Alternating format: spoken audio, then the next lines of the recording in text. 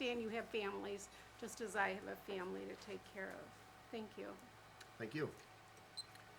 Seeing no other public comment, we'll close the floor for public comment and move back to board comment. I'll do my best to answer some of the questions and some of the comments. First of all,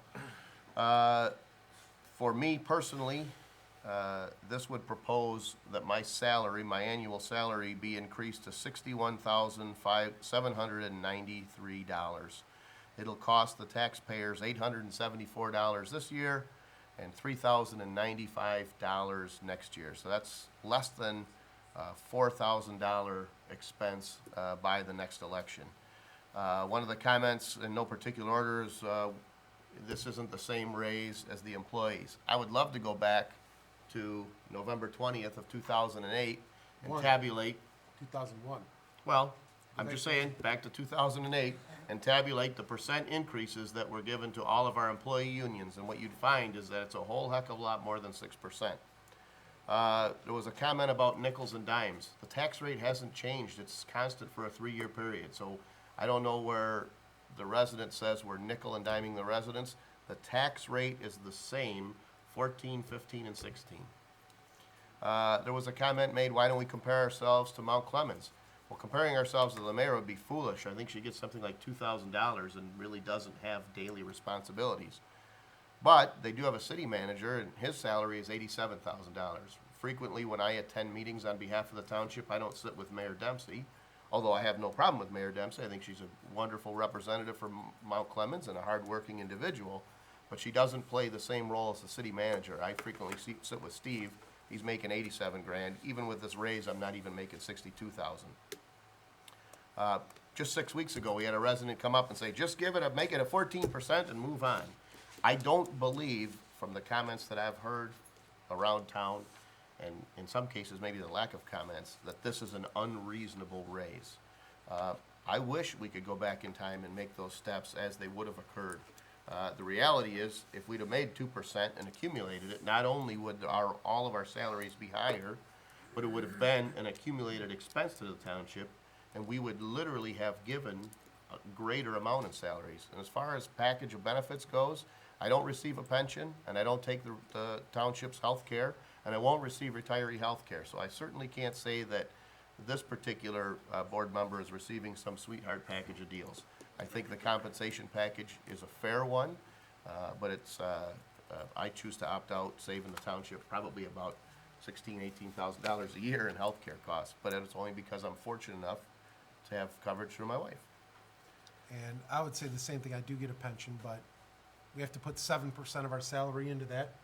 I get the dental care, but I do not receive the health care, and I have not received that health care since I started here. So add those numbers up.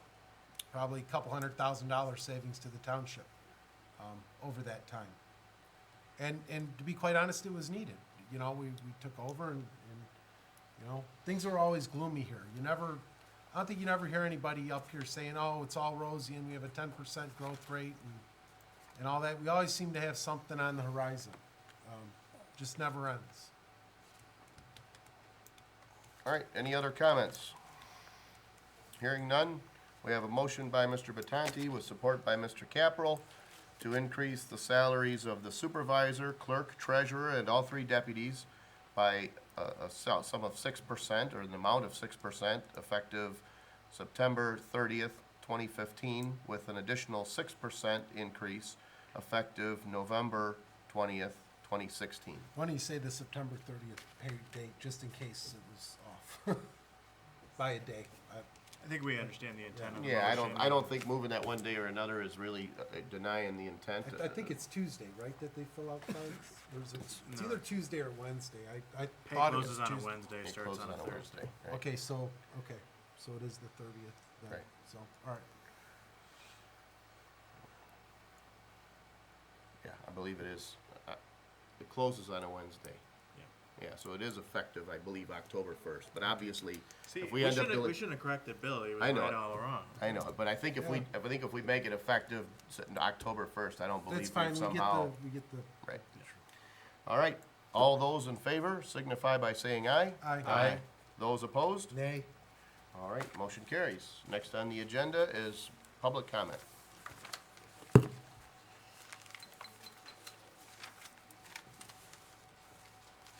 Bill Serville resident. I just wanted to add, because one of the residents was talking about tax increase.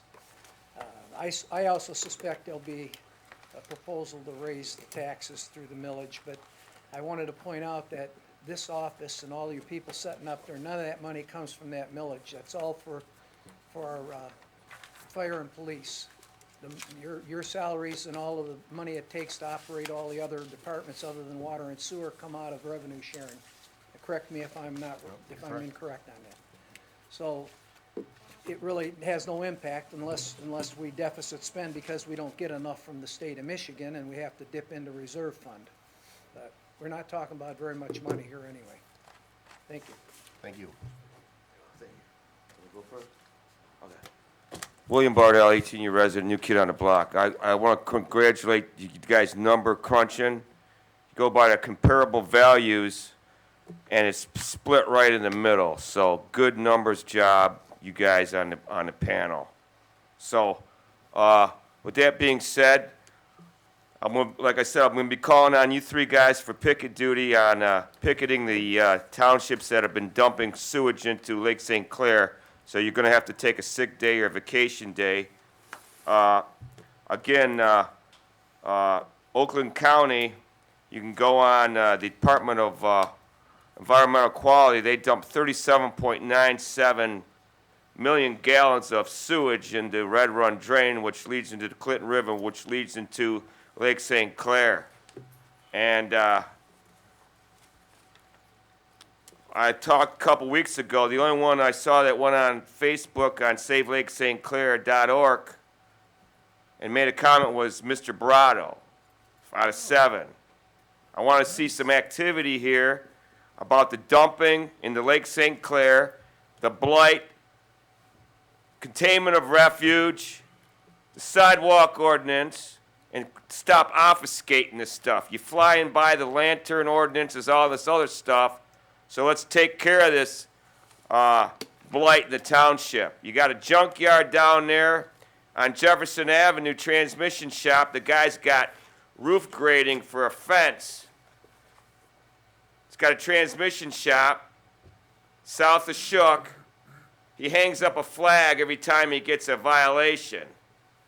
It ain't about hanging up a flag. It's about cleaning up your garbage and your crap. We don't want to look at it. Then you got apartment complex there with a leather couch that's been sitting at a 90-degree angle in the dumpster enclosure for 3.5 months. I'm not going to call it in. You guys need to drive around when you go out to Subway for lunch. Drive around and see what's going on in this township. Clean up the blight. You got your Happy Meal, so let's get to work. Thank you. Linda Karczewski, resident. There was a few people that asked me to ask you something. Is that true that DNR bought Valgier's,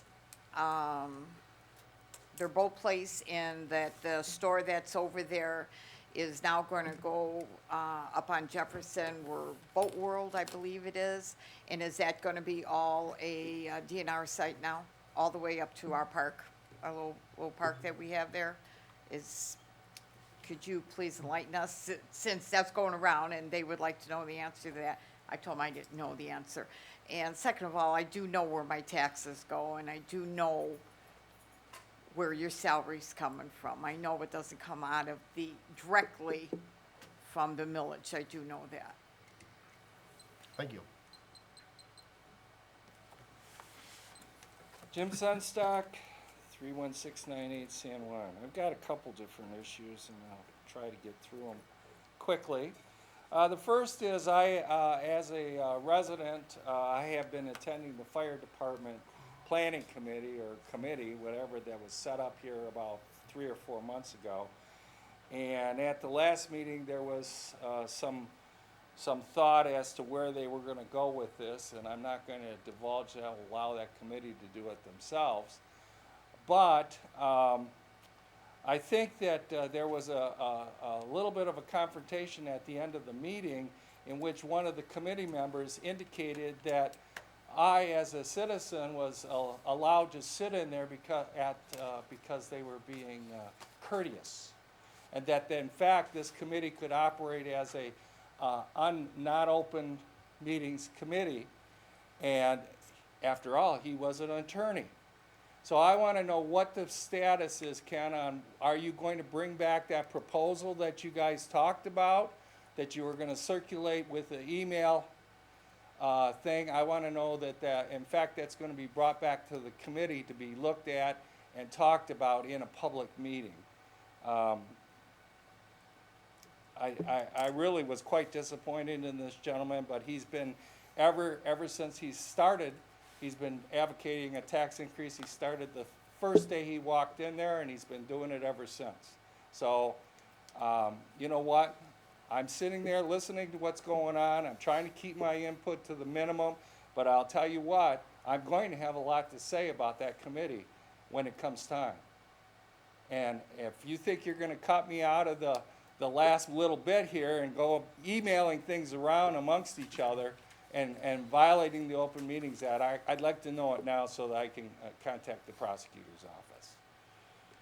On the issue of the raises tonight, I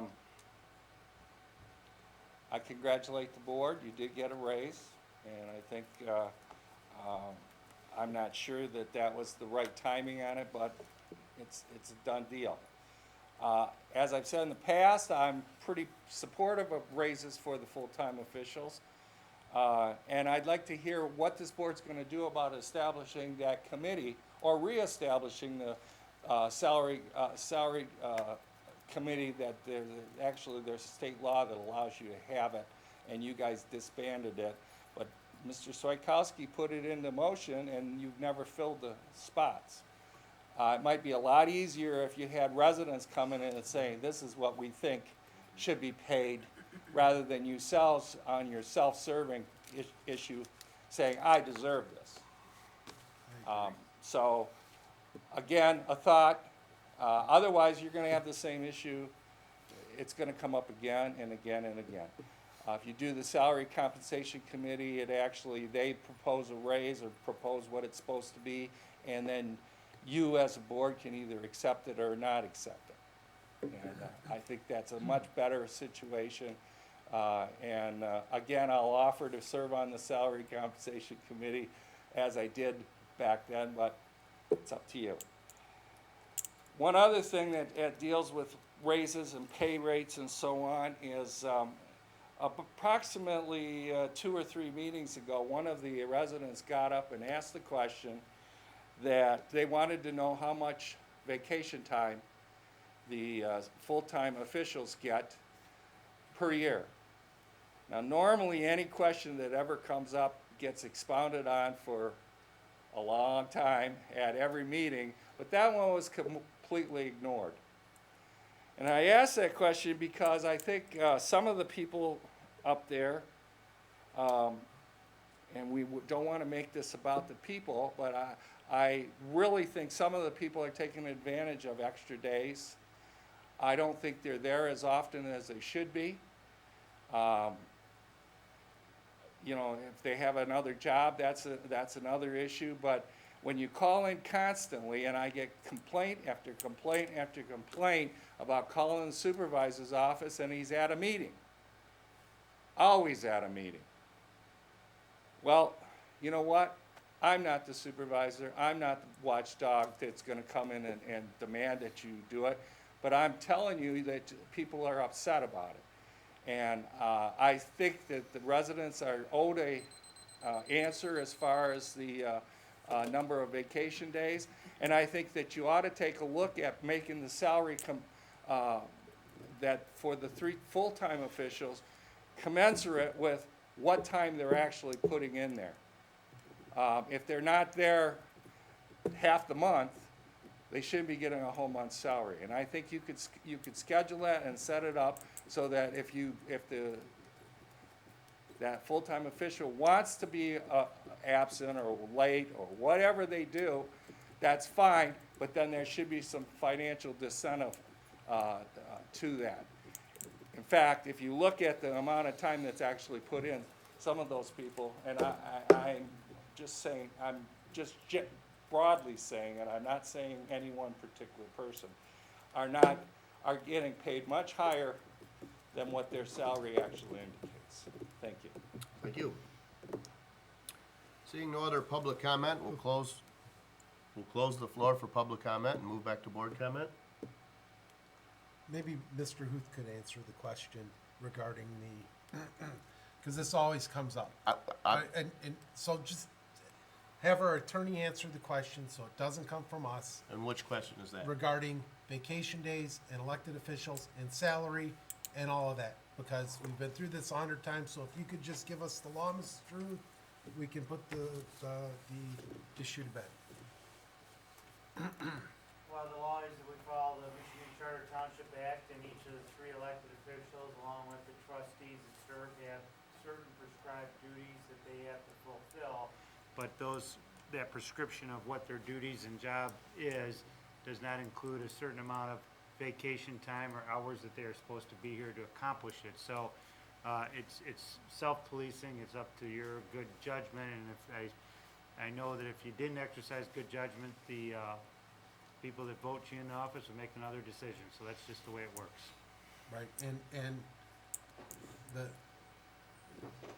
the reason that is because once you accept a salary and you take over, you can't lower that salary, right? I mean, so it's a self-policing, and like you said, the residents, if they don't like what you're doing, they can vote you out of office or recall you, whatever. That's really the motivation. And of course, in my case, if I'm not doing the job, well, then I have Department of Treasury, I have audits, I have a disaster, I probably go to jail, but, well, no, I mean, when you're dealing with money, I mean, it is what it is, right? Sure. Yeah. All right, I'll got a few notes and I'll try to answer some of the questions. First of all, the question was asked, is the DNR or has the DNR purchased the Velja property between the DNR launch site, current DNR launch site, and the spillway? And the answer is not to my knowledge, and I don't believe it would have happened without us knowing. What has happened, and this board certainly is aware of it, and maybe some of the residents that come to meetings might be aware. I believe in April, the DNR, when we talk about the DNR obviously is a pretty large Michigan bureaucracy, if you want to call it that, I suppose.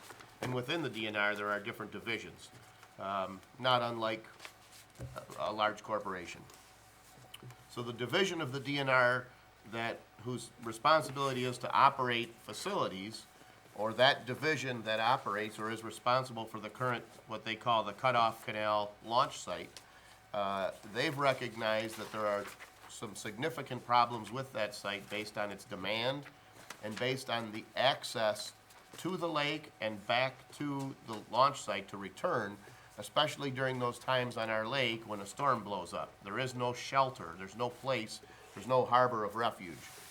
So they've recognized that, and at the same time, many of the Macomb County delegation in Lansing has been very vocal about the fact that the Michigan DNR Trust Fund doesn't issue grants in Macomb County. So the Michigan DNR Trust Fund is a trust fund that's fed by mineral rights from existing state land. So when the state of Michigan owns 100,000 acres of wooded lands in the UP that are open for hunting, and they make an agreement with a natural gas company to come in, place some wells, and harvest gas, they get royalties from those mineral rights in the ground. And as their holdings have expanded, that's a larger and larger chunk of money.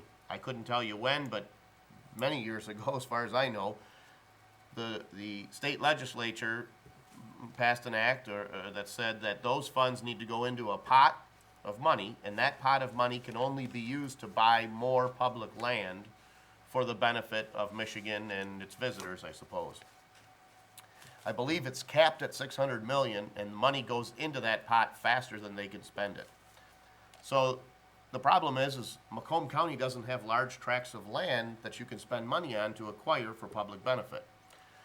The DNR, the division that operates that launch site, applied for a grant from the DNR trust fund that could be used to purchase that marina. And in a broad sense, and I think as a part of what they had in discussions with us and a proposal that we distributed to the board, they would like to move the launch site from its current location into the Valgers Marina property because it is sheltered. So they could have additional parking and additional access. Those grants have not been awarded, so I don't believe the DNR could have purchased that. And I think if it was awarded, we would have gotten a call right away. The second question was regarding Sportsman's Direct. Now, naturally, that's a private business, but the folks that are involved in that business have approached us, and to the best of my knowledge, they've purchased the Boaters World and have an intention of moving their business from the current site on the Velger property near the spillway to the Boaters World property, which is just north of the entrance to Lake St. Clair Metro Park. I'm going to direct the next question to Mr. Huth. I don't expect you to supply an answer today unless you deem it available. But as you know, we formed a committee for fire services to discuss service levels, best case, worst case, look for, fatten the budget, so on and so forth. And I'm going by memory here. It's either 10 or 11 individuals that this board appointed to that committee. They've met and we've posted all of those meetings. At our last meeting, the committee, not through a vote, but through a sign of consensus and just discussion, agreed to perhaps 5 bullet points in the recommendation regarding, say, transport, regarding dispatch, regarding staffing levels, and so forth. And they said they'd like to then call, once they're complete with that, they'd like to call a workshop and present their findings to the Board of Trustees. At the same time, Chief Lopez and Ray Riggs, who is the representative from SEMCOG, he's their fire expert. He was he's a retired assistant chief from, I think, Bloomfield Township or the city of Bloomfield. I don't remember. Anyways, the two of them agreed that we all said there's a lot of narrative. So if we said, for example, we should outsource dispatch, they said, well, they'll take some of the comments and draft a narrative to provide to the board as to why the committee came to this conclusion. The committee then said, okay, how long will it take? They said, well, probably 2 weeks. And I had made the comment to the committee members that we would take their draft, email it to everybody in case they had comments, assemble those comments, and then pass it out at the board workshop. There was a discussion as to whether or not emailing those comments to the committee members and allowing them to comment on those comments would be a violation of an Open Meetings Act. And one of those members is Corporation Counsel for the for the county of Macomb, and he'd said, well, this isn't an open meeting, and so that isn't a violation, and so the discussion ensued. So if you're not comfortable with an opinion, that's okay, and if you are, it's okay, you could give it to us, but we would want to know if that requires an open meeting to be posted for us to share our comments, or if through the email process we could give feedback to Chief Lopez and Ray Riggs on what we think about their comments. No, I agree with the first part of what he said in terms of, since that committee's not deliberating to a legislative decision, that would not be subject to an Open Meeting Act, but I don't know if it was addressed, but it would seem to me that at some point the document would be subject to FOIA, and should be turned over, could be turned over under those circumstances. And I'm happy to copy anyone who wants to be Yeah. copied in the draft report, but the question was, because what I've got is I've got a fire chief from the city of Warren, I've got folks, the attorney for the county, so every time, Paul Bailey's up in Port Huron, every time we call a meeting, I'm asking all these people to come in, and I'm only trying, since they're volunteers, trying to respect their time to be able to distribute the notes via email. And the document is not a decision-making document, it's literally a narrative. So, for example, if someone said, well, one of the reasons for outsourcing dispatch was an advance in technology, and they left it off the report, one of the members might say, hey, remember we discussed how technology could make dispatch more efficient, I think that should be added to the notes. And the test is whether or not that member has the ability to outsource dispatch, and the answer is no. Correct. This board does, so Correct. that's why it doesn't fall under that. They don't really have any authority because they're only making recommendations. I agree with you. Okay. And regarding the compensation committee, I understand it's an option. The problem is, and I think one of the things that we've discussed is, once a compensation committee comes out with a report, it either requires action on this board to reject it, or by not acting, which is an act itself, you're accepting it. So if a committee meets and says salaries should be at this level, you can either accept it by not doing anything, or you can vote to reject it. If you fail to act, if this board fails to act, then their recommendation becomes effective January 1 of the next year, or the fiscal year.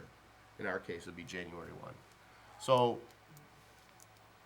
you know, a compensation committee doesn't change the fact that if they came back and said it should be 90,000, we'd have to say, well, we're comfortable or not comfortable with it, which requires either action or no action, which is itself a form of action. To ignore the recommendation so that it goes into place is itself an approval of the action. Or if they came back and said, you guys, nothing should occur, and we all disagreed with that, we'd still be in the same position. That committee can't impose their will on this board. It's ultimately the responsibility of this board. And I'll have to be honest, I don't know if a recommendation came back just for this, if we would have done anything different other than to discuss this whole process and work towards some sort of a compromise or some sort of a consensus. So it's an option, but I don't know that it really changes the responsibility. So I don't know, my opinion on the compensation committee, just, nobody wants to talk about this, certainly. I don't think anybody on this board wants to talk about this issue. And at least having it come from somebody that is not on this board, right? I think there might be some value to that at the end of the day. I don't know, at least if it comes from the citizens, it doesn't look like it's self-serving in But any way. Or the And- other argument and is there's I pro con- chose 3 people randomly, or I used the people that 26,000 people chose to make that recommendation. that are ultimately accountable to the voters. I think that the one thing that we should do as a board, whether we use it, is look at this more frequently. Absolutely. We would not be in the situation we were in this evening if that had been done. And Right. we made that comment many times. There's never a good time. Right. There's always something bad going on. Right, So that argument, in my opinion, just damages or makes our decision. A lot got put on this board to try to go back for things that occurred many years ago. Some of So which were outside of our control in terms of the economy. Absolutely. So in those years, a board would meet and say, because of that, we're not going to do anything. Right. But it needs to come up more often, as painful as it is. the Right, I hear problem you. is that in the good years, there was still 0 raise. Well- That's where the error occurred over the Okay. last 14 years, was that in the good times, there was still 0. And that's where the fatal flaw is. I don't think anybody would have said, you know, hey, you know, these positions, or anybody deserved a raise, including the unions. I at hear the you time loud and during clear. during the, you know, the recession, obviously. Right, I hear you loud and clear, I promise to bring it up if I'm still here. Next month. At the end of 2017, so we can decide then. Any other board comment? Yes, I'd just like to thank the subcommittee for coming up with the table of values and doing some back work on all that. Thank you. Likewise. Yeah, I thought that was fantastic work. At least it put a point of reference to everything. All right, if there's nothing else, I'll be looking for a motion to adjourn. So moved. Is there support? All right, all those in favor say aye. Aye. Aye, those opposed? Meeting adjourned. Thank you, board.